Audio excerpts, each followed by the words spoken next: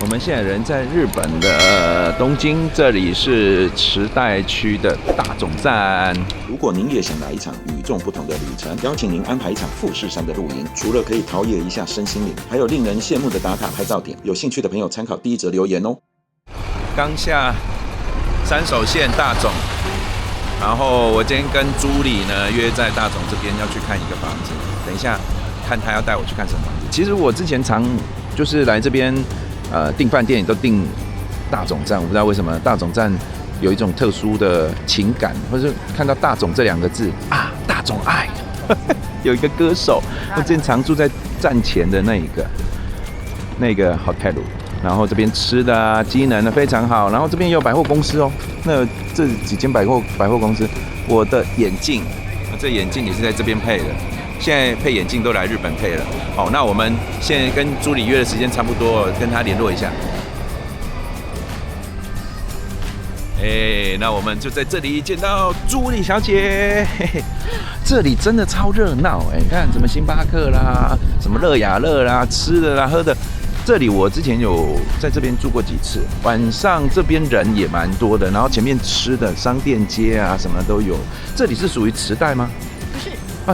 丰岛区的下一站，对。池袋也算是山手线。山手线的房子好像都碰不得太贵了是吧？那你今天要带我来这边？看我们公司管理的物件。是什么样子类型的房子？一户建吗？是一栋楼，一栋大楼。一栋楼？对，一栋的这种。那不就是饭店？是要把它改成饭店了，但是就是慢慢的让它退租，但是我们基本上该有的投报也都有，所以就是屋主也不急这样。你现在你说，所以现在给你管理的里面的租客，全部是那种长租客，是，不是那种民宿饭店的，是。到了是吗？你的表情好像在前面了，那我们往前走。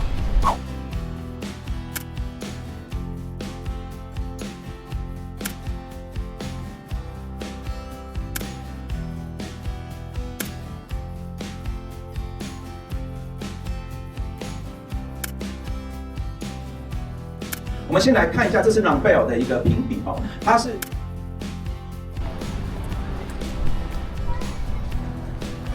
那我们刚真的是这样走过来，1分钟就到了朱理说到了，是哪一个？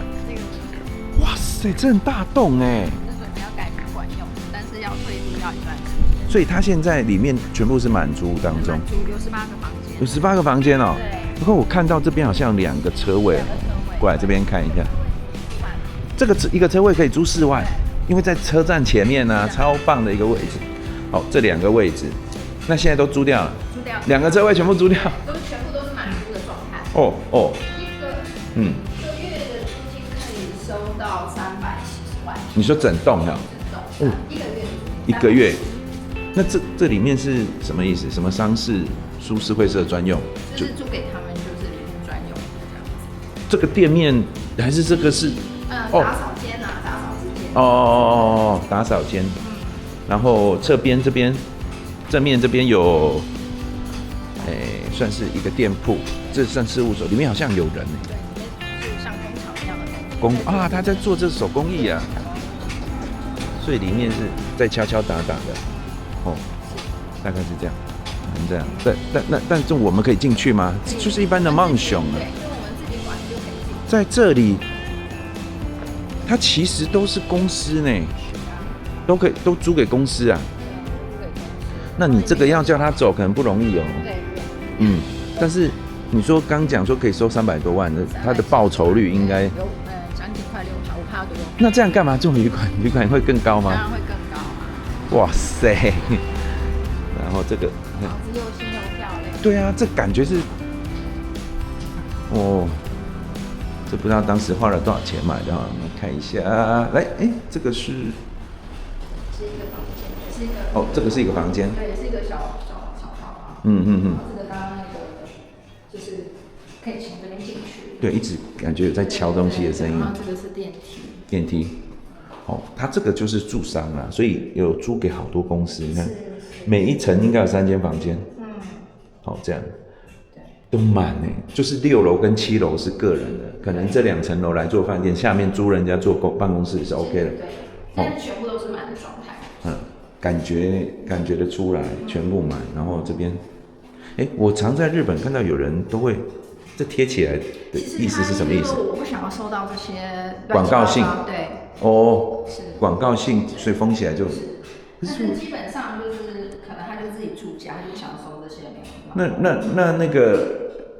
那个邮差要怎么投放啊？这个整个封起来，他要怎么投放？是啊，他就是，不然就是说，可是因为我们现在目前都是满的状态，只是就是说他不想收，他或者是说这个地方不收信这样。这个地方不收信。对。OK， 所以2楼它这个是楼梯，是不是？对。上面应该就办公室了，没办法上去。可以啊，可以上去啊。上面是办公室。我没有侵入外面的。这是公共区域。对。等于是它的逃生梯啦。这样。这就是刚那个大马路旁边，然后上去。哇，这个点太棒了。是啊。而且旁边吃喝啦什么都有这种房子在台湾真的是，先不要讲什么，讲地点就好。在3手线大总站欧兹卡前面几十公尺，这个走过来真的1分钟就到，所以旅客观光客非常好，非常适合。然后再来就是，如果你要自住，它也非常好，就是在这边太方便了。然后它上面又是都这种公司，你公司如果搬进来，我看你很难再找到这么好的地点了，不然就是要很贵。然后所以搬进来应该理论上很难搬走。是啦。还有2个车位，一般这种小楼多数是不会有停车位吧？是，通常都不会有。然后它这个还有2个车位，所以整栋下来，你看2个停车位加一个店面，就是一个店面，然后加上面有几个房间？上面我们总共有18个房间连楼下，18个房间连楼下，所以等于说1楼的店面扣掉的话，那就是17，这是2个。对，它这样算2个店面，然后再加上2个停车场，这样你说1个月可以收多少钱？380几万。对，差不多370到380左右。380那如果这样子算下来，你说它投资报酬率大概有5%多，这样有5%多。那如果把它改成就是饭店的话，你保守估计可以做到多少？保守估计的话，这么好的地点哦，因为我饭店我之前都住那边，可能就是现在5%多，可能就10%。double。对。但是你要把那些公司赶走，不容易。但是你也不一定，就是我们也不用就是租长租嘛，也有5%多，慢慢的再来做变更。它可以一间一间，比如说我上面有一个租客，他要搬家了，他换公司换工作，然后他搬家，他搬走了以后，我们可以一间一间的改。是，目前是这样，但是他就是我目前可以这么做了，但是我们还要再详细的这个调查，因为你还要做用途变更等等之类，因为它这个整栋楼太大了，这个地基的面积比较大一点哈，那。弄下来，如果说客人他现在的想法规划也是跟你当时给他的建议是一样，就是说我先长租，那也可以贷款嘛？对，当然贷款。那他有贷款吗？有。这栋当时他买的价格，他什么时候买的？大概1年多前。1年多前成交那时候也比较便宜一点点。那时候应该就贵了啦，又这么好的地点。但是现在更贵。好，那时候他买了多少钱？7亿左右。那他这样大概银行建价贷了多少钱给他？1半以上。1半以上哦。所以如果说是要投资这种一栋楼，然后又是这种钢骨的或者是 RC 的，他要去银行贷款，然后里面有租客是比较容易。是啊，你看他这个1个月收的钱刚刚好就可以缴贷款。然后长期的在持有它，再慢慢把它改成那个可以收租的饭店。那这样子等于收益率慢慢的提升，到最后它可以变成一个很长期稳定的资产。那如果你把它整栋都清租了以后，再改成饭店。这时候是不是价格就会更高哦？上次你不是跟我讲有一个本来他才多少钱而已，然后因为改成了有请到饭店牌或者是民宿牌，价格忽然翻了一番。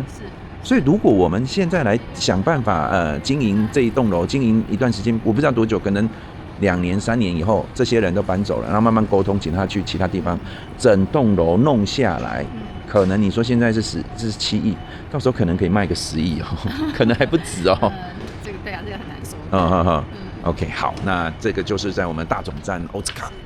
大总站前面非常热闹，所以未来做成不管是民宿或者是饭店都是非常适合的。所以如果说你对这种类型的房子有兴趣，欢迎跟朱莉联络，这边有他扫描在 QR code 或者见第一则留言处。那如果是直接要来东京这边看房子的，也不一定是就是这种投资型物件，自住也可以找你嘛。是就是买透天啊，或者是因为朱莉说她偏爱透天的栋，这种不只是这种一栋，就是那种一户建也可以。对，他自己就住一户建了所以可以直接问一下朱莉，他可以给你很多专业的建议，因为是在地人那如果是想多了解一些日本房地产资讯，欢迎加入我们群组，第一则留言有加入方式我们期待有更多人来一起支持真心话。我们就感谢朱莉的分享，下次见，拜拜。